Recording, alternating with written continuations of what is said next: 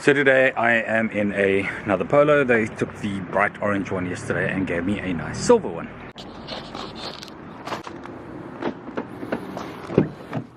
The other thing that quite urgently needs attention around here would be this hair. That feels much better.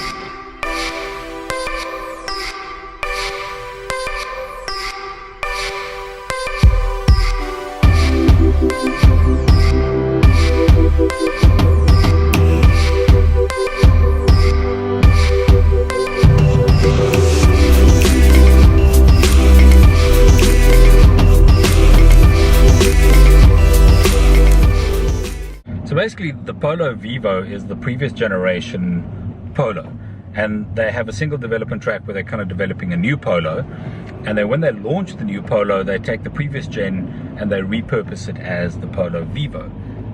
That's really clever because it saves them a ton of money on research and development. They make a couple of tweaks here and there. Obviously the badge is different depending on the price point you're buying in here. There are limited optional extras. But essentially the look and the feel and the dash and the bits, everything they have to take out of the parts bin comes out of the previous generation Polo parts bin. It's really, really clever, and that's what makes the Polo so affordable. And they've only been doing the Polo Vivo since like 2010. So this is a relatively new concept. I think this is the second or third generation Polo Vivo, and it works. It really, really does work. You don't feel like you're driving a subpar compact little hatch. It feels like you're driving a good quality, well built, affordable Volkswagen hatch.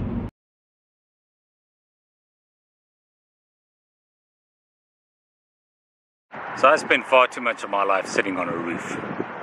Not that I'm complaining, but it comes with gorgeous views as well.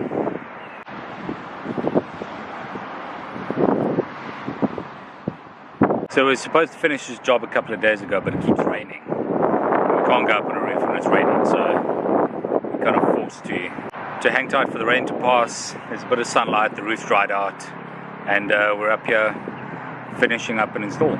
I get the job done. The rain is pouring. I get the job done. Drunk and falling. I get the job done. The early morning. I get the job done. Keep on touring. Stage keeps calling. If the rain is pouring, I get the job done. If I'm drunk and falling, I get the job done. The early morning. I get the job done. Keep on touring. Stage keeps calling.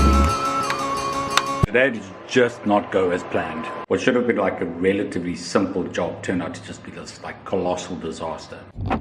So basically in a nutshell what happened was we get up on the roof, we put a bunch of antennas on the roof, we run this cable all the way down into where the office is, we plug it into what's called the PoE, it provides power over a single Ethernet cable, and all the stuff on the roof, ding, gets power and starts working. We've done 100 odd installations like this. It works perfectly every time. We don't really have issues. We've never had a faulty cable, and this time we installed everything on top, we plugged it all in at the bottom, and it just wouldn't power up at all. And we eventually kind of started replacing and swapping on, replacing and swapping out. Long story short, I won't bore you too much, but the problem at the end of the day is that the cable was just too long. For the amount of stuff we were trying to power on the roof, it turns out that you can't use a 50-meter cable. So we tested it with a 30-meter cable, it works, but 30 meters is not long enough. So tomorrow we'll be back to the drawing board, figure out another solution. Anyways, let's talk cars for a second. You ever heard of a guy called Albert Biermann? Anyways, German fella, he used to work for the BMW M division. And then he kind of quit his job and he went over to work for a company called Kia. You might have heard of them. They make sort of smallish, cheapish Korean hatches. Anyways, this chap has worked over at Kia and they have produced this thing called the Kia Stinger. The Kia Stinger is a GT car and it is equipped with a 3.3 litre V6 engine producing 272 kilowatts, 550 Newton meters of torque. It actually looks really cool. I mean, check out these pictures. This is a really good looking car. the best part is they kind of showed it to the South African market in 2017 at the South African Motoring Experience at Kyalami. And then Kia kind of raised their hand in the last day or two and said, hey guys, we're going to bring this car in limited numbers, they added. We're going to bring this car to South Africa. How cool is that? This is like a properly awesome car. It's just got a lot going for it. It looks good. It'll probably be reasonably priced. They said pricing is still going to come. But all in all, it's like, that's a cool car. I'd buy one of those. So that's it for today. Have you ever had like one of those days where it just feels like everything that can go wrong has gone wrong?